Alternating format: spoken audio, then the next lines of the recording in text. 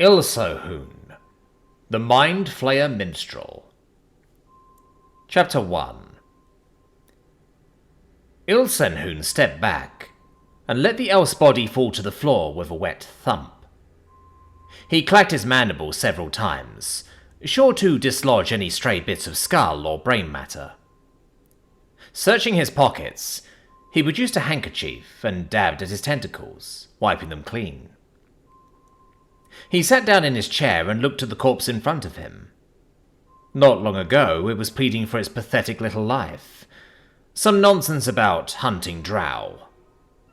Ilsenhun cared not. It had stumbled upon his territory, and its life was forfeit.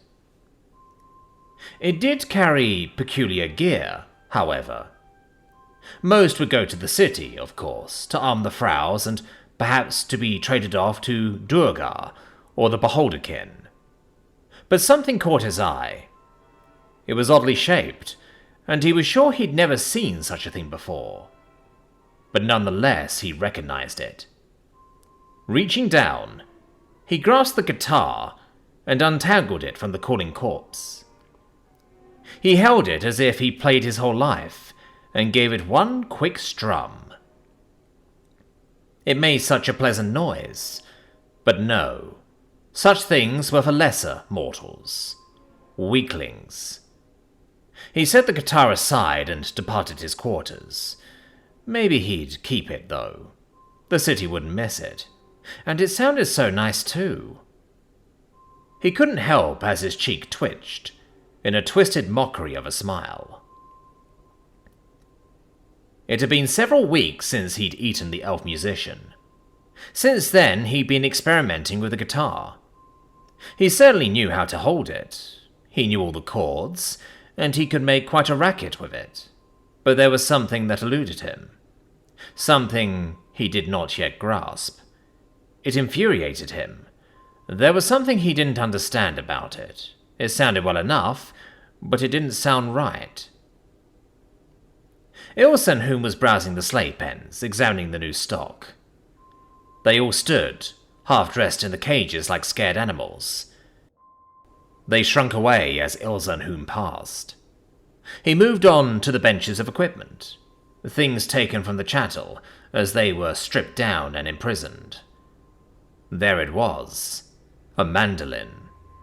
Certainly not a guitar, but it was close. Perhaps its owner could reveal the secret of this music.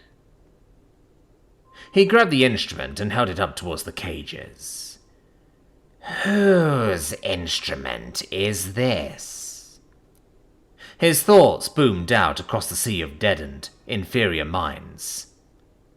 Almost all flinched at the telepathic contact, but one of the slaves, a human, looked up at the object with a look of familiarity. Ilsenhun knew it was the owner. He looked to a nearby Frau guard. Bring this one to my chambers. It nodded, and gathered more guards to open the cage. Ilsenhun returned to his quarters with the mandolin and the slave in tow. He tossed the mandolin aside. It was not the thing that intrigued him. He picked up his guitar and pelted out a few chords. It sounds wrong. Tell me what I am doing wrong. His thoughts cracked into the human's head. The human flinched away for a second, and then spoke up in a nervous, hurried tone. You're not making any music. You're just playing random notes. You need to give it rhythm. Let me go and I'll teach you. It looked hopeful. Stupid chattel. That will not be necessary. Fraus, restrain him. There's nothing better than a nice, fresh meal. Later that night, a sweet, soft melody rang out in the halls around Ilsenhun's quarters. Chapter 2. A month later, Ilsenhun was brought before the elder brain of the city, held fast by two orcish fraus. What is the meaning of this? he boomed to all within range, struggling against his captors. Ilsen Hoon stared down into the iridescent blue pool, just able to make out the grand splendor of the Elder Brain, his massive tentacles gently undulating in the murky depths, without causing a single ripple on the surface. Other Illithids circled around the pool. The orcs forced Ilsen Hoon onto his knees, before retreating and leaving the chamber. How strange. Thralls were only forced to leave during certain proceedings. Implantations, military and diplomatic meetings, usually one and the same, and... Ilsen Hoon's milky white eyes narrowed. Banishment. The Illithid stepped close. Ilsen Hoon was sure he could even see several Ortherids, and the city's only Alhoon among the circle. Ilsen Hoon, the Elder Brain cracked, his thoughts entering his mind like a fine razor. You have made a request to hold a concert during the next implantation ceremony. Explain. Ilsen Hoon shook his head for a moment, clearing his thoughts, and gulped, feeling nervous for the first time in his life. Oh, Great Elder, a concert is an event which features music. I am told it is quite entertaining, and helps to increase morale and promote frivolity. Immediately, Ilsen Hoon could feel dozens of voices inside his head, all shouting, all angry. One rang out above them all, silencing them. Silence. We do not need frivolity. We do not need morale. We are Illithid. We are superior. The circle closed in further, their thoughts striking him as one. His mind is unclean. It has been tainted. Confirmed. The Elder Brain's thoughts again silenced the rest, cutting into Ilsen Hoon's mind painfully. You are tainted. Emotions crack the borders of your mind. There was a moment of absolute silence for a long while. Deafening silence. Ilsen Hoon knew they were communicating amongst themselves, deciding his fate. The Elder Brain's thoughts returned. You will be banished, with the location of all Illithid cities stripped from your mind. You are never to return to our kind. You will live out your remaining days on the surface world, never again to see the glory of the Illithid Empire. A cacophony of thoughts entered his mind again, overpowering him, and pushing him into unconsciousness. He later came to, at the mouth of a cave, the vast night sky laid out before him. He couldn't remember where he came from, but he held his guitar close and struck out into the world. Chapter 3. The first creature Ilsen Hoon came across was a robed figure, smelling of sweat and blood. Ilsen Hoon approached cautiously, unable to call out at distance with his thoughts, being so far from an Elder Brain. Ilsen Hoon got within range of the creature and held it with his thoughts. Halt. I mean you no harm, mortal. The figure jumped and spun around, facing the Illithid with wide eyes and a gaping jaw. It appeared to be human. From its fragile mouth it stuttered, What did you say? Ilsen Hoon frowned, and then remembered that inside the collective cities, the combined psionic power translated all speech, telepathic or not, for them. He searched his mind for the right language, using the common tongue. Is this better? The human nodded. The surprise in his eyes was rapidly diminishing, replaced in equal parts by excitement. I can't believe it. They actually sent me one. Ilse-Hoon raised a brow. Who sent you what? The human pointed upwards towards the stars. They did. The old gods themselves. I'm a warlock by trade, you see. I made a secret pact with the old gods a while back, and just last night I gave them a human sacrifice in hopes of gaining their favour, and now you're here, my very own minion. Ilse-Hoon's brow furrowed as he glared at this weak, pitiful human. It actually thought it could command an illithid as a mere minion. Now with you at my side, I'll be able to finish off that damned town once and for all. The human whooped and hollered at the air, too caught up to notice the piercing, furious stare of Ilse-Hoon. Reaching out and grasping the human's neck, Ilse-Hoon gave the inferior creature's mind a fierce blast of raw psychic energy.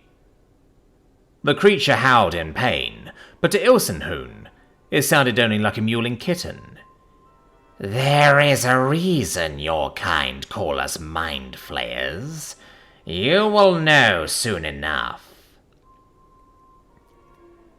Ilse-Hoon shoved the human onto the grass, his mind constantly sending psychic power into his victim. Bit by bit, he could feel the thing's mind degrading, losing coherency, thoughts and memories jumbling together. Pain, pleasure, anger, fear. Emotions of every kind contorted his face, like some horrible painting left too long in the rain. It bit his tongue, blood rushing into his mouth and making it choke. The fleshy bit of tongue flopped to the grass. Soon it would choke on its own fluids. Best to eat while it's still alive. Chapter 4. The next morning, Ilse-Hoon struck out towards the town. He was stopped at the walls by a near legion of armed men, mostly working stiffs by the looks of them, but nonetheless Ilse-Hoon raised his arms and thought out, I mean you no harm. Codswallop that! A wizened old human in chainmail called out and marched forth. You're working with that warlock up on the hill, ain't ya? Here to snatch away more of us, eh? Well, it ain't gonna happen, freak. No, I owe no allegiance to that deceased human. Ilse-Hoon watched them close. There was a soft whispering among them. Eh, what? Deceased? You mean he's dead? How? The old human said. I killed him. More whispering, some looks of fear, some of respect, mostly of fear. The human backed off a little bit. Why would one such as you kill him? Ain't he your type, all into the squiddies? It looked at Ilse-Hoon's face again and shuddered. It wished to use me to kill you, so I killed him. More whispering. After a minute, a cheer went up into the crowd. Many lowered their weapons, and the elder human stepped forward, extending a hand. Well, you may be ugly as sin, but we owe you a debt, then. He'd been plaguing our town for near going on 2 moons now, blathering on about old gods and such. Ilse-Hoon looked at the hand, not knowing what to do. The elderly human wavered, and then withdrew it, then caught sight of the guitar on the illithid's back. You're a minstrel, then? Come on down to the pub and regale us with a tale, then. Ilse-Hoon nodded, happily. He thought of telling them he only helped because of the warlocks labelling him a minion, not because of killing off the town itself, but maybe later. A tale needed to be told, and songs needed to be sung. Chapter 5. Ilse-Hoon remained at the town for a few days. Although many shunned contact with him, largely due to his appearance, the barman had said, he had won several over. He regaled them with tales of heroic adventurers, descending into the Underdark for fame and glory. Truth be told, he really didn't know where those stories came from. They just popped into his head. Sometimes when he'd describe the heroes, he'd get flashes, blurred memories of slaves in cages, but those thoughts were too indistinct. He even played several songs for the bar, without a telepathic commentary. Oddly, he thought, more people seemed to enjoy those segments. Perhaps they didn't like the telepathy. No, that couldn't be it. He'd just have to find better stories later. On his 4th day in the town, Ilsenhu met up with a small group of so-called adventurers, 2 humans and a dwarf. They said they had heard of his bravery, and decided to invite him along as they looted a mage's tower. Perhaps this would serve as decent story material, Ilsenhu thought, and promptly agreed to go. The journey there took well over a day, during which time the dwarf constantly expressed its disapproval of Ilsenhu. He didn't care, of course. Duergar were inferior in every way to the mighty Illithid, and from what he'd heard, surface dwarfs were inferior to even Duergar. This fairy-faced creature was little more than a noisy annoyance, but for now he was necessary. There were no frows to be had, so willing allies would do. They reached the tower, and began to make their way up, fighting off all manner of foul creatures as they did. Ilsenhu kept back while the 3 warriors carved a path through them, even encouraging them with bits of song now and again, keeping their spirits up. It definitely seemed to help. They often ignored their wounds and kept fighting, beating back skeletons, and generally keeping everything away from Ilsenhu. Eventually, they made their way to the top of the tower, and came face to face with the dreaded Master Mage himself, naught but a shriveled old man upon his deathbed. As we entered, he rose his head ever so slightly, blind eyes searching in the dark for intruders. Ilsenhu glanced at the others, who shrugged. "We'd heard he was dying. Usually a place like this would be a death trap, but a dying mage doesn't pose much of a threat, eh? Come on, you guys, let's loot this place and head out. The old geezer can sit here and die for all I care. He ain't gonna bother us." The other 3 began rooting through desks and tearing apart shelves. Ilsenhu casually looked through one bookcase, hoping to find a tome on spells, or even tales of old, but alas, there was nothing. He approached the old sick man and sat on the bed next to him, his thoughts reaching out to touch the mage's thoughts. "You have magic. Where are your mystical tomes?" The mage gave a stuttering cough and a slight chuckle. "I cannot see you. I can barely hear you. Soon I will depart this world.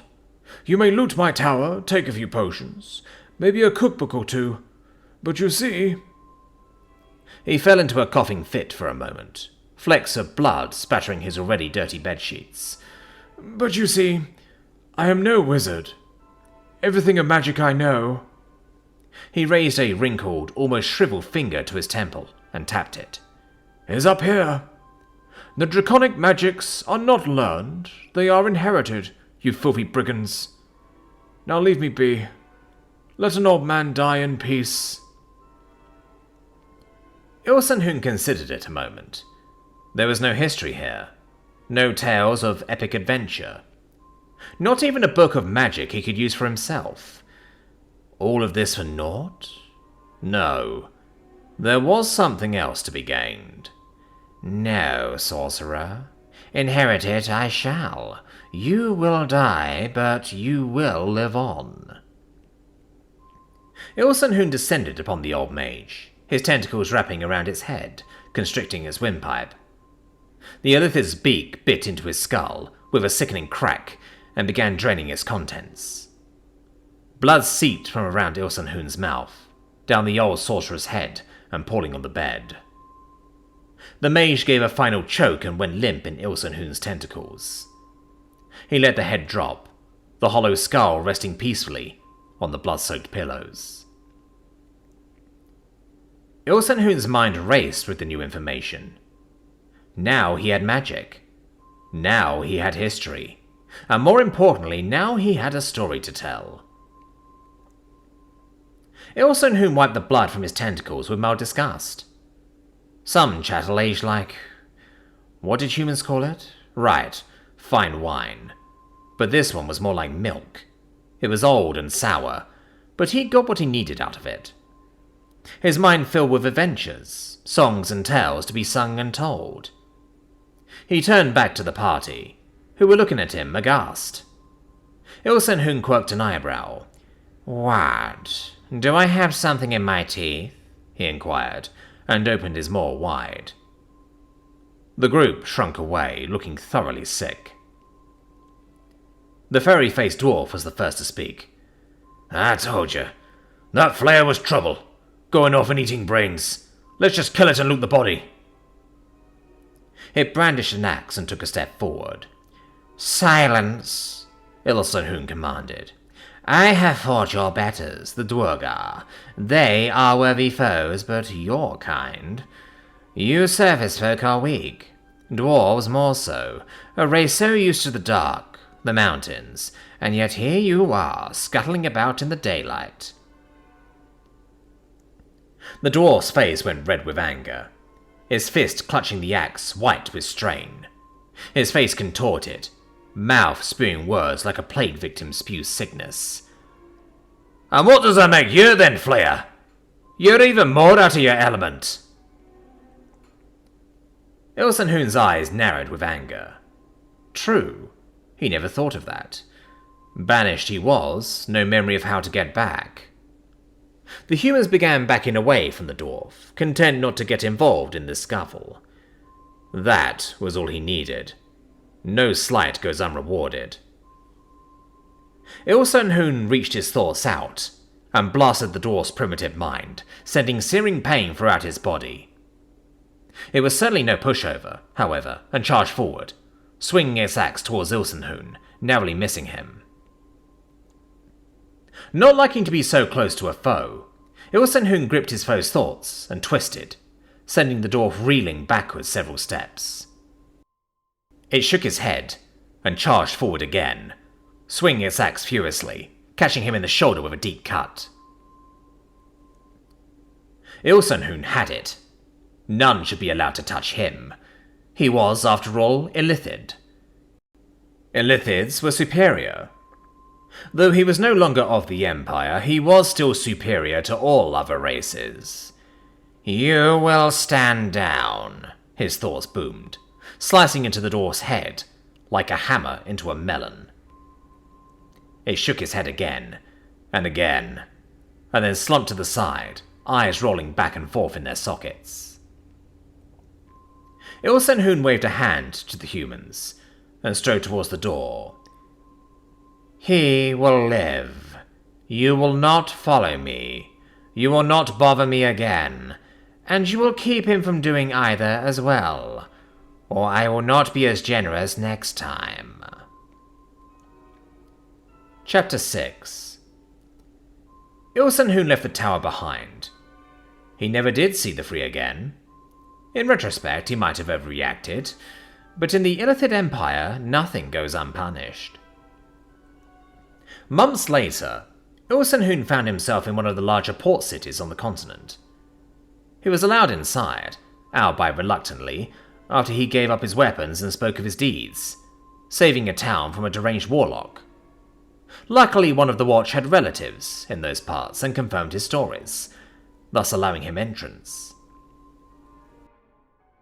Ilsenhoon took care to hide his appearance after entering, though, purchasing a cloak and pulling the hood up to obscure his face.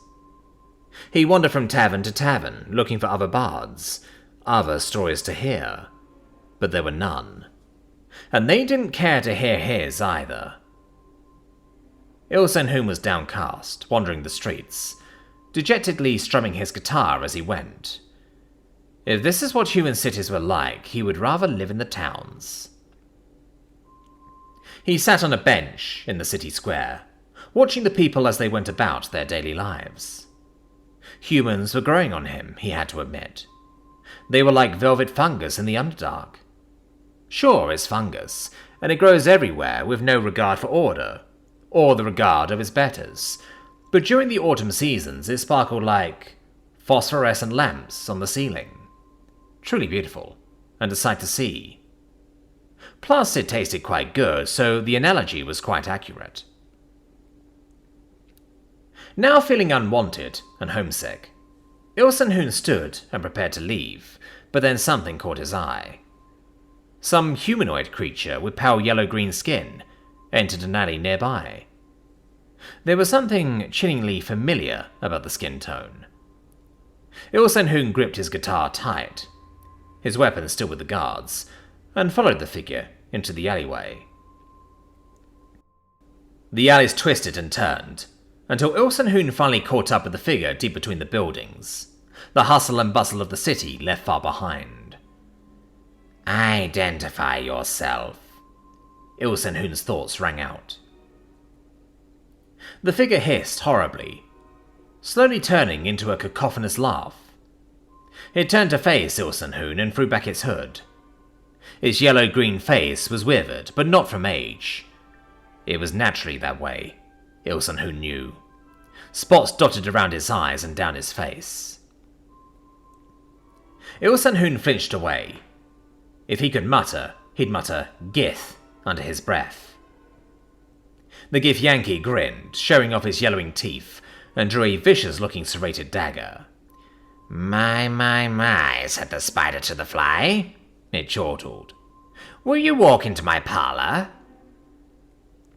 Another githyanki dropped down from a nearby building, this one wielding a wicked silver longsword. "I'm sure you must be weary, dear, with soaring up so high. Will you rest upon my little bed?" said the spider to the fly, the new one spouted. Ilsenhoon backed away. Gith, the bane of a littered existence. The wretched creatures that took down the Empire. His face morphed into a look of rage, and his thoughts were as steel. "Leave now, or you will join your ancestors in death." They both laughed and advanced. "Sweet creature," said the spider.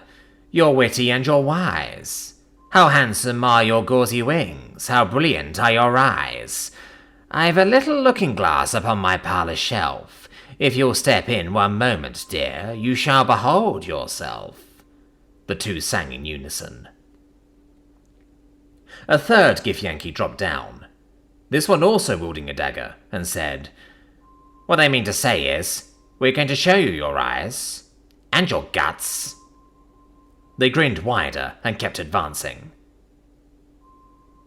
Ilsenhoon gulped but began to recompose himself.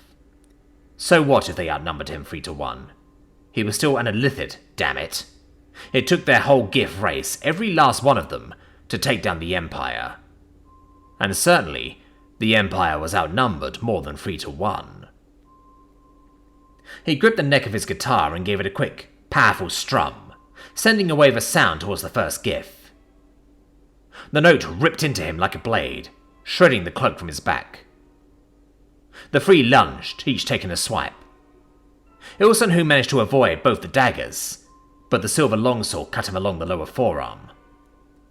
Purple-blue blood trailed down his hand and dripped onto the pavement below. He didn't want to be this close, but he had no choice. Ilsenhoon reached out psychically, shouting into the first Gith's head, making him reel backwards, howling in pain. The other two struck again dodging the dagger, but the sword nicking his other arm this time. Ilsenhoon dug deep, closing his eyes momentarily, searching for something. There it was. He grinned disgustingly, his tentacle maw spreading wide, as he opened his eyes, now red and slitted, like a dragon's. With the sorcerer's power, he gave the guitar a heavy, powerful stroke, directing it at all three of them, blasting them backwards several feet. He didn't have long. They wouldn't be days for long. Gripping the guitar by the neck, he swung it at the third Gith, wincing as the wood and metal broke apart on contact with the creature's skull. The first Gith lay in the alley, nearly unconscious, and the second Gith, the one with the silver sword, stood back, glancing between Ilsenhoon and the two downed Gith before backing away, leaving the alleys. "You will enter my parlour soon," said the spider to the fly, "and within my little parlour you'll ne'er come out again." It spoke, before turning and rushing out of the alley. Ilsenhoon tossed the ruined remnants of his guitar away, before turning his attention to the live gif. I am going to enjoy this. The downed gif looked at him in fear, trying to pull itself up and run away, but all it could do was struggle against the ground. Ilsenhoon hoisted it up, wrapping his tentacles around the head of one of his people's worst enemy, and slowly feasted, making sure the gif was alive until the very end. Chapter 7. Ilsenhoon soon took to the world, travelling from city to city, town to town, spreading his songs and tales as he went. He never spent too much time in one spot. If he did, he was sure he'd see his gif nemesis, the spider, stalking him from the rooftops. He didn't like the spider. The other gif had been chumps, but the spider was, Ilsenhoon hated to admit it, a worthy adversary. He'd bought a new guitar, though he still carried the broken remnants of his old one with him. He didn't want to say for sentimental reasons, but really, it was his first guitar. It was what got him in this whole predicament in the first place. He didn't want to just throw it out. Ilsenhoon occasionally found companionship among adventuring crews. He'd accompany them, patch up their wounded, take a portion of the loot, and then tell stories of it later. It was all win-win in his mind. In fact, he figured he came out a little bit ahead, as he got loot and stories were far more valuable. But his forays with adventurers were usually short-lived, as they grew too unnerved by his nature. Not outright hostile, but he couldn't help but be proud of his race. If that meant berating an idiotic companion for failing to live up to illithid expectations, so be it. Really, he began to pity these humanoids instead of hating them. Here they were, so much potential in them, but they weren't, and didn't want to be, illithids. On the road towards his next destination, Ilsenhoon slowly paced onwards. He was in no particular hurry. There would always be patrons to entertain. But as he heard the telltale sound of an approaching wagon, he figured it might be worth a shot to ask for a ride. Sticking out his thumb, he looked backwards to see the approaching cart, but he froze when he saw the driver. Around the human's neck was a holy symbol, a golden sun in the middle, a face, a servant of Pelor. The cart stopped alongside Ilsenhoon, and he lowered his hood. May I accompany you into the next town? The cleric paused at seeing Ilsenhoon's face, but apparently his reputation preceded him. You're that Flayer minstrel. Yeah, all right, climb aboard. My thanks, he replied, and pulled himself up onto the back of the cart. So, I hear you're like a good guy, the Pelor worshipper asked. Not really. People call me such, but good is too loosely defined. The cleric nodded. I hear you there. So what do you eat? Ilsenhoon considered it for a moment. I have grown rather fond of your delicacy. I believe it is called a shish kebab. Wondrous. Meat, mushrooms, pepper, all on one stick.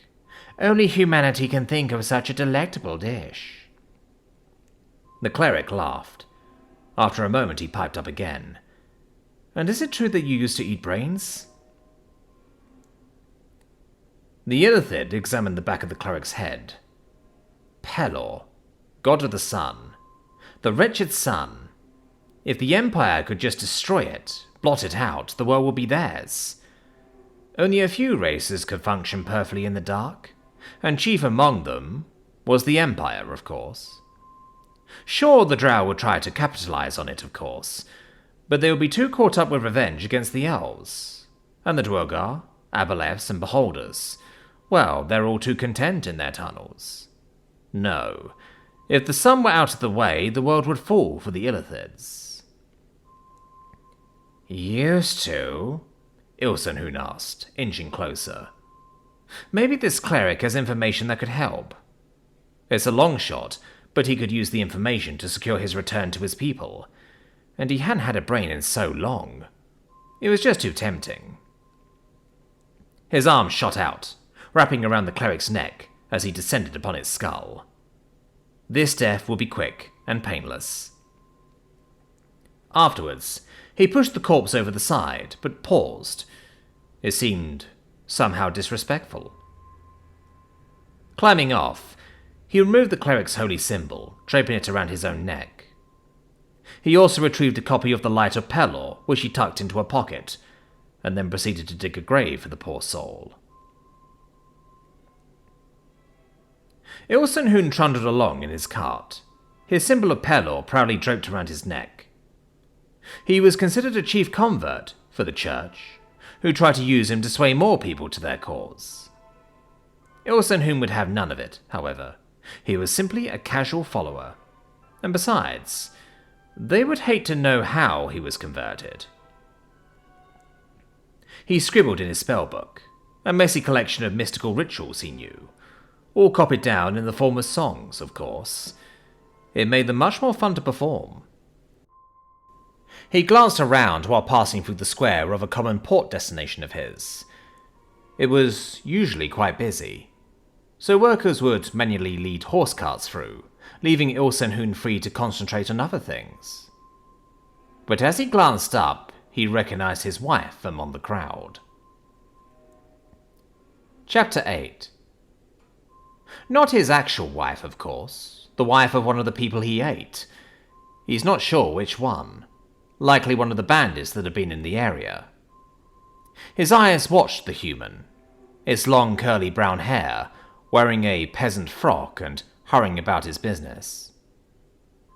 The feelings in Ilsenhoon's mind were alien to him. He wasn't sure what they were.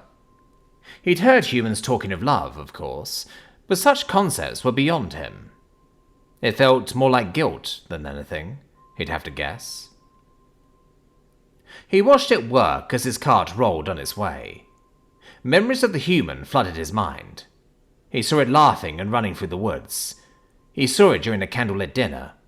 He saw it during an intimate encounter.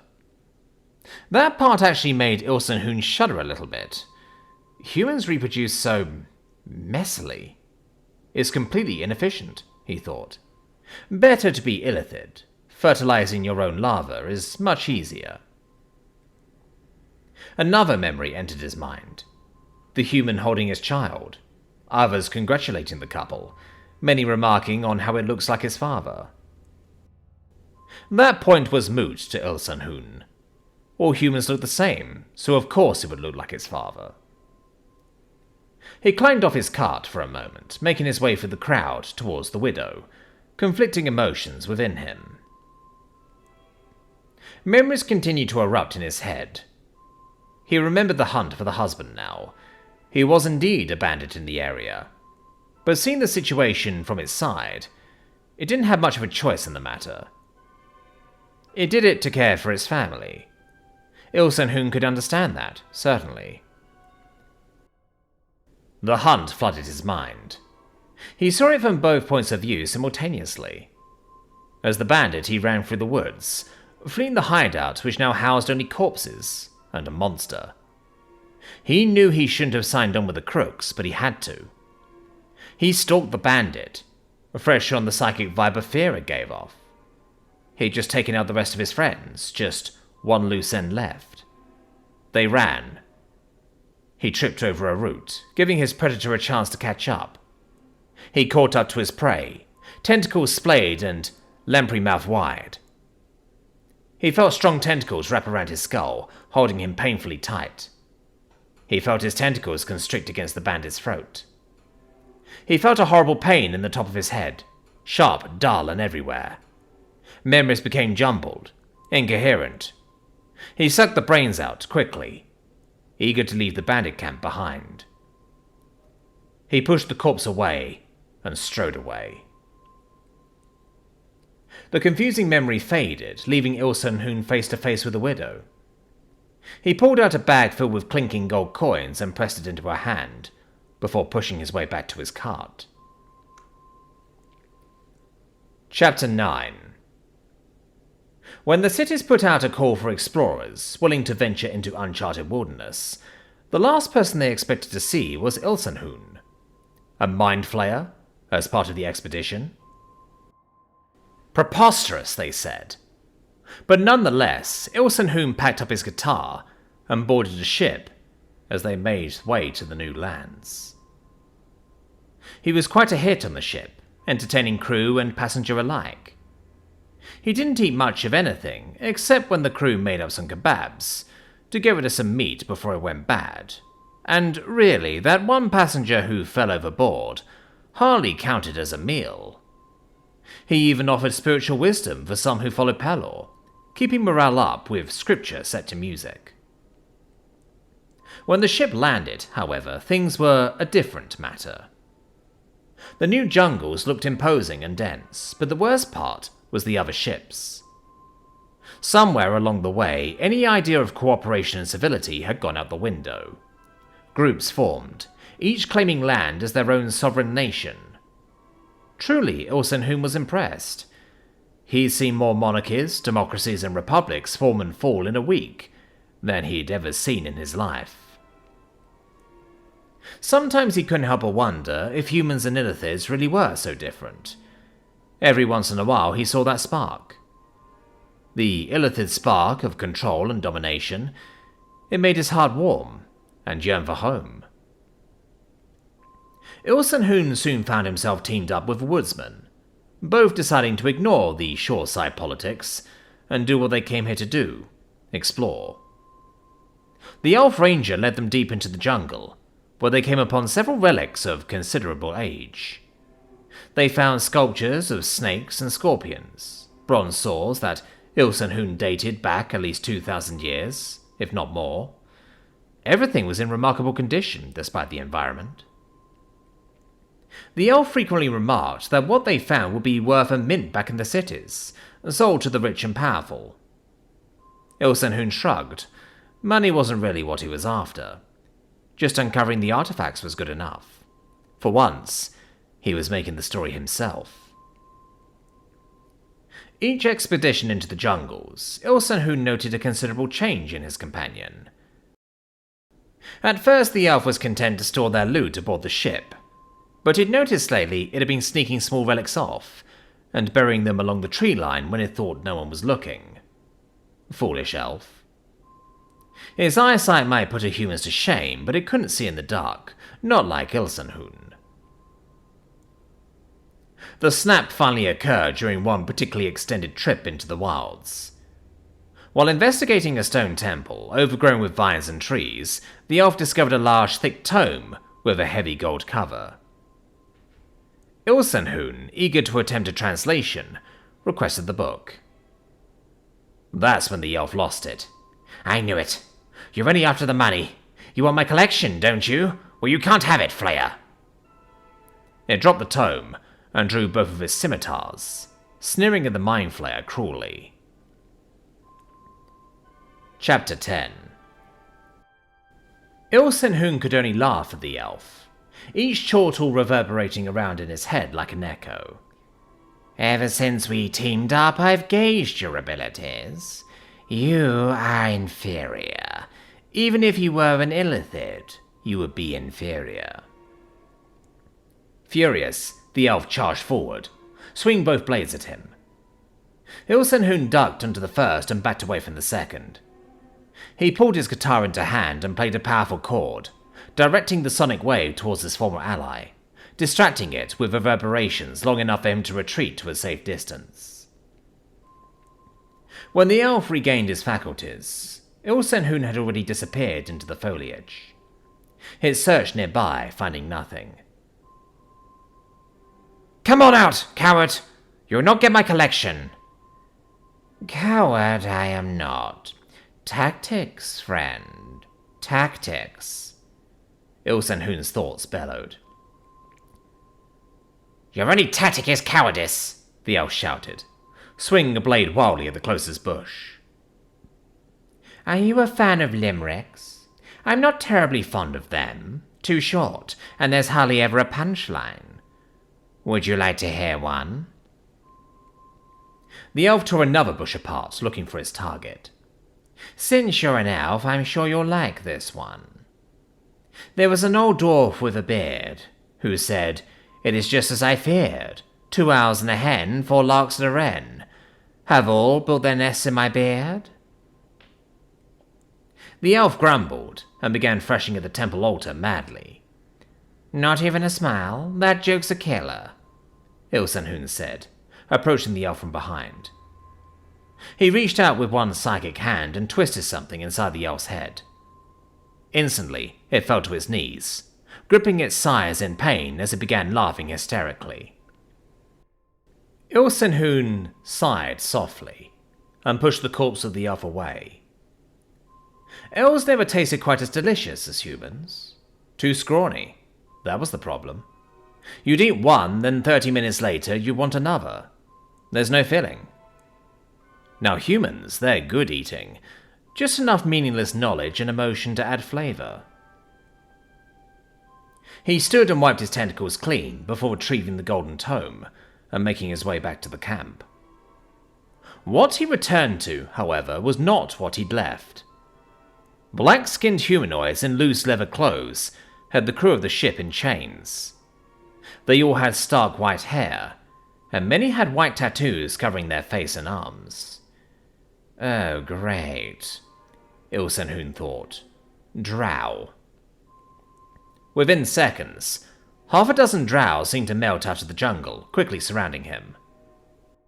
They all held forward curving blades, and brandished them in a menacing manner, although Ilsenhun could clearly tell they were more than a little scared. Likely they'd never even seen an illithid before. The Empire didn't particularly like to deal with the elves.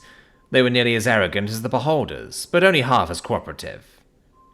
Usually, when there was a cause for diplomacy or trade, the Elder Brain would send a drow frau to broker the deal, a wonderful gesture that always brought a smile to Ilsenhun's face. He just grinned at them all and raised his arms in surrender. White flag, drow. Take me to your matriarch. They all looked at each other before removing his equipment and tying him together with the rest of the captives. Little did they know, however, that Ilsenhun managed to hide a lockpick, and that as they walked, he carefully fiddled with the cuffs. Chapter 11.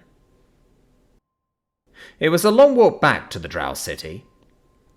Surprisingly, it was not deep underground. Instead, it was carved into the side of a deep canyon. The Drow led the line of captives down several rickety ramps, and finally into a large underground meeting hall.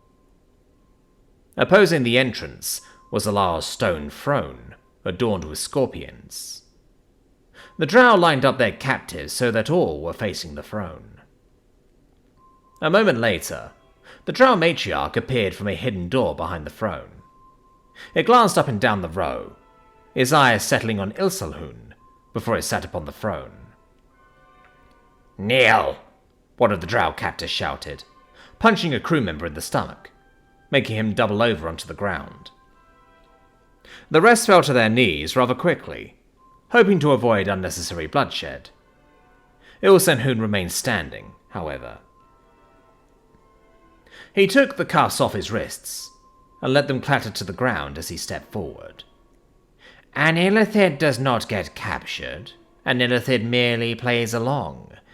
Any other assumption is asinine. The matriarch hissed an order, and the other drow in the meeting hall drew weapons and closed in. Ilsenhun just gave them the wide grin again and thought to the matriarch, "And also, by the time this is all through, you will bow to me, bitch." As the drow charged forwards, Ilsenhun concentrated, drawing upon an ancient pact with the old gods. A bright light shone down upon him. The drow charging forward all looked into the light, their eyes narrowing a bit from the brightness. In the light, they saw vast, unfathomable creatures of impossible dimensions, covered with eyes and tentacles, tongues and pustules. Before their eyes, they saw a creature the size of a planet get swallowed whole by something no larger than a pinhead, and yet it remained the same size. The drow all shrieked in horror, turning from the light in such obvious pain. As the light dimmed, Ilsenhoom was halfway towards the equipment pile. The drow shook off the fear and turned their attentions back onto the Mind Flayer. Hearing a battle cry close behind him, Ilsenhoom turned backward, seeing a particularly large drow close behind, and let loose a storm of psychic energy toward it. The dark-skinned creature faltered for a moment before tumbling forward, and coming to a stop on the stone floor, blood oozing out his ears. Ilsenhoom reached the equipment pile and snatched up the guitar, before sliding to a stop while giving the instrument 2 quick strums, both cores conflicting violently with each other. The next drow charging towards Ilsenhoom fell to his knees, clutching his ears in pain. The third drow raised a hand crossbow and fired as the other 3 moved in. Ilsenhoom wasn't quite fast enough, and the bolt nailed him right in the shoulder, the tip just barely poking out the other side. Giving the drow a loathing glance, he readied himself, but rather than strumming the guitar, instead he reached out with his mind, grasping the drow's psyche, and choked as hard as he could. In reality, the drow's eyes turned bloodshot, and blood began leaking out of his nose, ears and tear ducts, before he fell backwards. 3 drow remained. They circled around Ilsenhoom, each holding a kukri at the ready. As one darted in, Ilsenhoom deflected the blow with his guitar, but the other 2 took the opportunity to strike as well, scoring deep cuts on his back. Ilsenhoom winced and pushed back against his main attacker, sending a sharp note after it, which cut into it like a knife, sending it reeling backwards. He spun round at the other 2. "Come on, fellas, I'm sure you'll do better than your 4 friends. I mean, it's not like they were your superiors, were they?" He laced the thoughts with magic, causing them to cut deep into the drow's heads like time bombs, just waiting for the right time to off. One drow advanced, but the worst caught up with it, and it hesitated momentarily, but long enough for the spell to complete.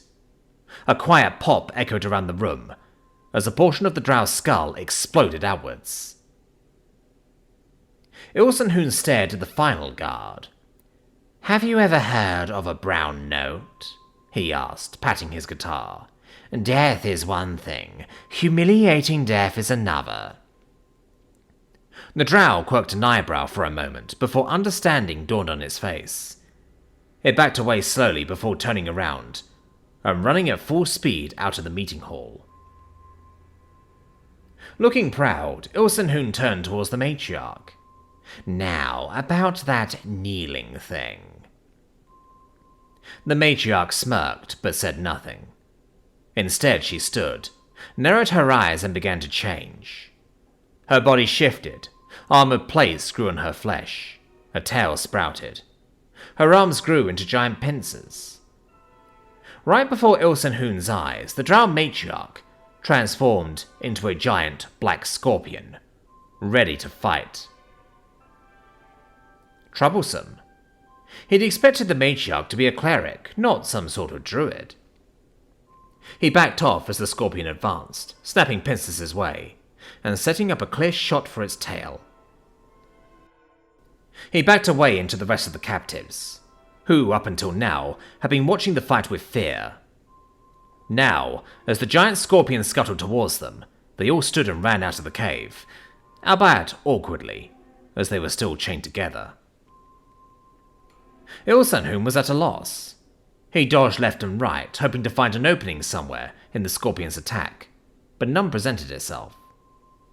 A quick snap caught the side of his left thigh, leaving a deep wound almost to the bone. Limping away, he made a quick telepathic prayer to anyone who would hear him, asking for assistance. A stirring of an answer came, not from without, but from within. Several voices, all within his own thoughts, began to voice themselves. They spoke of a being called the Summer Queen and her songs. One of them flooded his head, and he couldn't resist but playing a haunting but powerful melody on the guitar. He instinctively aimed it towards the scorpion, which recoiled in pain with a chittering hiss.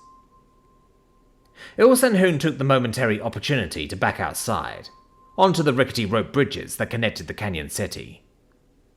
The scorpion followed after, but it didn't seem altogether too stable on the planks.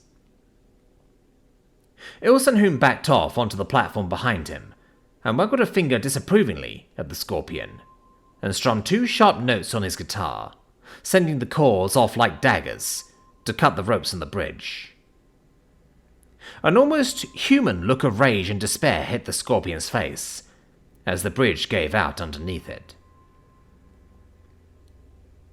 Ilsenhoon descended another set of bridges, to the platform the matriarch landed on. His body was broken, now fully drow again, leaving limbs bending in directions they truly shouldn't. Ilsenhoon stepped on one of her hands, eliciting a sharp scream of pain from the thing's gurgling throat. "It may not be proper kneeling or bowing, but it seems like groveling enough to me." His thoughts cracked in the matriarch's mind. He bent down, lifting the drow's head, and began to wrap his tentacles around it.